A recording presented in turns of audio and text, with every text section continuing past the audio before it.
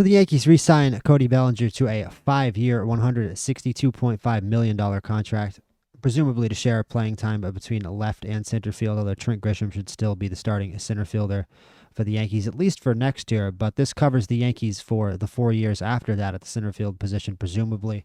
I think people are concerned a little bit about Jasson Dominguez, but given the fact that I don't think the Yankees will bring back Grisham after next year, given his age, I think Dominguez probably slots into the left field spot starting next year. You've also got Spencer Jones coming up. But, it gives the Yankees really, really good outfield depth coming into next season, which I think is how people should think about it.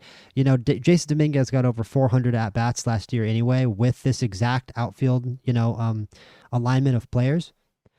So I don't really think there should be any concern for anybody's playing time, actually, because I think, always knock on wood, especially with Judge, but you've always got to expect injuries. You got to expect Stanton to miss time every year at this point, to be honest with you. And Bellinger has shown me at this point with his production from last year that he has come back from that, I believe, dislocated shoulder.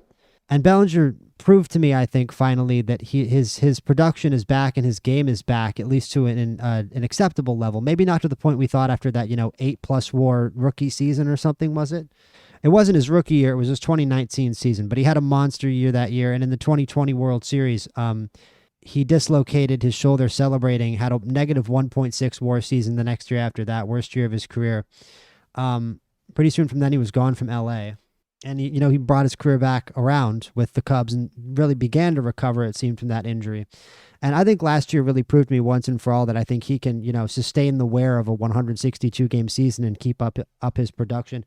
272, 334, 480 slash line, 318 OPS for a 125 OPS plus, 29 home runs, 98 runs batted in. It's nowhere near that 47 home runs and 115 RBI he had in 2019. But it's definitely a far cry from the brutal 2021 he had, where he only hit 165 and 350 plate appearances. Yeesh, imagine that. And this is a guy who's really essential to the Yankees lineup if the Yankees want to challenge the Blue Jays. One of the best things about this deal to me is the fact that the Blue Jays' weakest position right now is left field. This gives, if you want to go position by position and beat the Blue Jays, which is what the Yankees have to do, this checks off a box with certainty. The Yankees now have an advantage over the Blue Jays in left field. The Yankees have managed now to maintain the advantage in left field that they have over the Blue Jays from last year. It also maintains a lefty presence in the middle of the lineup who doesn't strike out, who has a good walk rate. I mean, the best thing about Cody Bellinger is just how much he's cut down on his strikeouts. There's a lot of guys around the league where the narrative on them early in their career was they struck out too much and then they would go on to cut down on strikeouts. That's happened in the last few years. Nobody has done a better job of that than Cody Bellinger. 90 strikeouts and 656 plate appearances last year. That's crazy. That's like dead ball era level contact from a guy with a loopy power swing. It doesn't really make that much sense to me because Cody Bellinger has always had that loopy lefty power swing, but he somehow doesn't swing and miss. He's very good at shortening up. It's because he brings his bat forward a little more before he swings than most major league hitters do. He just shortens up his load, and it allows him to shorten up his hands and swat the ball. But the Yankees got a pretty sweet deal that, given the sheer amount of profit the Yankees bring in every year, is not going to really, even hinder the Yankees from spending further financially on a 5-year deal for a guy who was, 14th in the MVP voting, who never strikes out, who plays a great center field and who plays a great left field, 5.1 wins above replacement last year. And I'll tell you what, the Yankees keep giving it to that old replacement, don't they? They just really love to pound that replacement. They just hate that replacement. They got a lot of wins above replacement in this lineup. Is it going to actually lead to a team that can win, more than 2 games against the Dodgers in the World Series? Can it even beat the Blue Jays right now?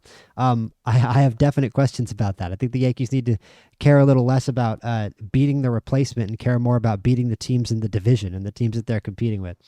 But, I'm saying that in jest a little bit. The Yankees have obviously cleared the Blue Jays at one position here, but there's still positions around the diamond.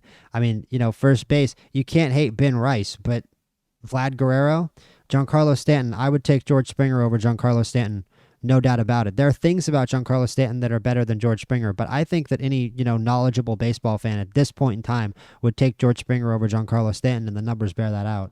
Yankees can't be happy with the shortstop position. I don't want Ryan McMahon to start games, but he's got a good glove and he's a lefty, so that's going to happen. But I'd still like more offensive depth. It's just there's not much more I think the Yankees can do in the outfield. And there are people who are going to see that Jasson Dominguez isn't technically in the starting 9 anymore who are going to be mad. And that's understandable, but it's also short-sighted because Jasson Dominguez is going to get his at-bats. And there's so many teams around the league that could have dearly used a 5.1 wins above replacement lefty hitting outfielder. And I think it's more important for the Yankees that Cody Bellinger isn't in a Mets jersey, isn't in a Cubs jersey, isn't in, and even better, isn't in a Red Sox jersey or an Orioles jersey or something like that.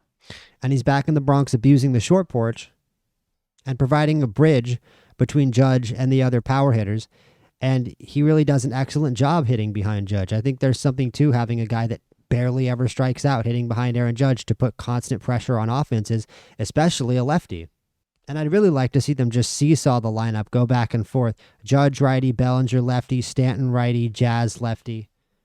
I'd like to see if the Yankees have something else up their sleeves, maybe on the trade market to address the offense. It'll be interesting to see what happens over the rest of the offseason. But my initial hesitation at this Cody Bellinger move because of my, supposed preference for Jasson Dominguez getting at bats is faded. The Yankees need Cody Bellinger if they're going to beat the Blue Jays. They need Cody Bellinger if they're going to win the division. As it stands right now, things would still have to go wrong for the Blue Jays, but this keeps the Yankees a lot closer. If I was making my prediction for the season right now, I would definitely still be picking the Blue Jays to win the AL East, and probably picking them in the whole American League as well. But there's only two guys. But I'll end with this. There's only two guys in the Yankees starting lineup who strike out more than 30% of the time, and that's Ryan McMahon and that's Giancarlo Stanton. So, that's one righty and one lefty that you got to replace. And when I look in this team in 2 or 3 years and who I want in the lineup, whether or not Trent Grisham is still here, when I look at the middle and the bottom of that lineup, I want to see a new righty power hitter in that DH spot. I mean, the Yankees are probably presuming that's Aaron Judge, right, in a couple of years because Giancarlo Stanton's contract ends after 2027. And I want to see a new lefty in the place of Ryan McMahon who doesn't strike out as much.